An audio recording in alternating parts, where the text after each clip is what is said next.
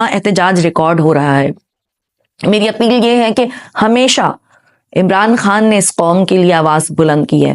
ہمیشہ عمران خان نے اپنی پرسنل لائف کو سائڈ رکھ کے ہمیشہ پاکستان کے لیے بات کی ہے، پاکستان کی عوام کے لیے بات کی ہے، میرے بچوں کے لیے بات کی ہے، میری نسلوں کے لیے بات کی ہے.